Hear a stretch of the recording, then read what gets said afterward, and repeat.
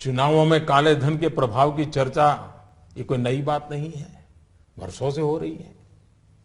बहनों और भाइयों, देश को भ्रष्टाचार और काले धन रूपी दिमक से मुक्त कराने के लिए एक और सख्त कदम उठाना जरूरी हो गया है।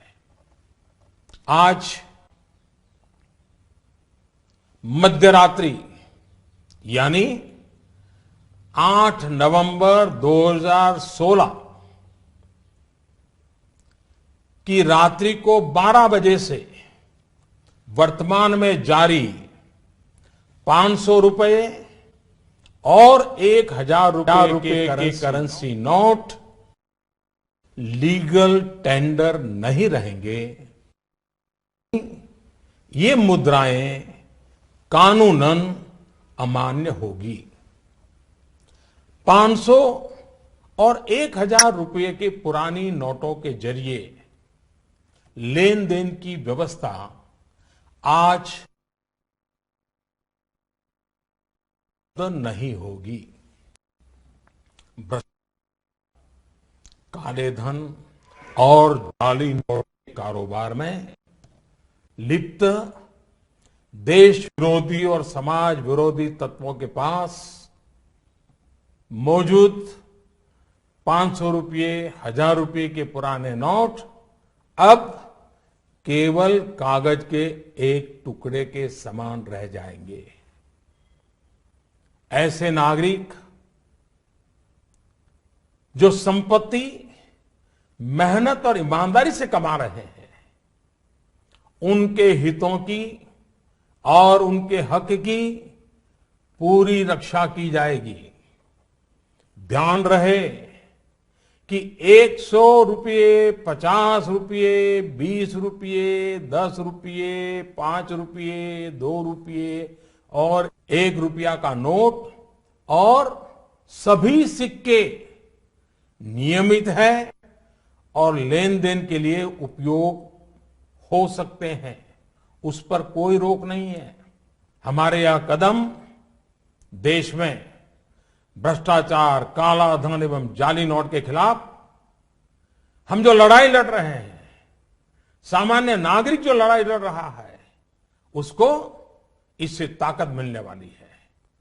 इन दिनों में देशवासियों को कम से कम तकलीफ का सामना करना पड़े, इसके लिए हमने कुछ व्यवस्था की है।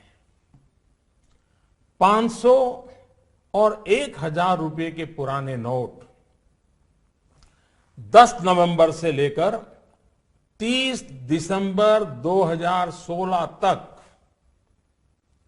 आप अपने बैंक या डाकघर, पोस्ट ऑफिस के खाते में बिना किसी सीमा के जमा करवा सकते हैं। आपके पास लगभग 50 दिनों का समय है। अतः नोट जमा करने के लिए आपको अफरा तफरी करने की कोई आवश्यकता नहीं है।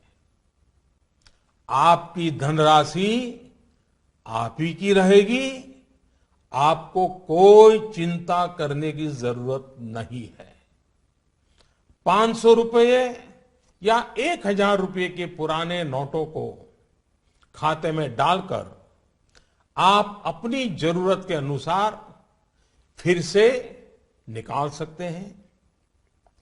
केवल शुरू के दिनों में खाते में से धनराशि निकालने पर प्रतिदिन 10,000 रुपया और प्रति सप्ताह 20,000 रुपये की सीमा तय की गई है।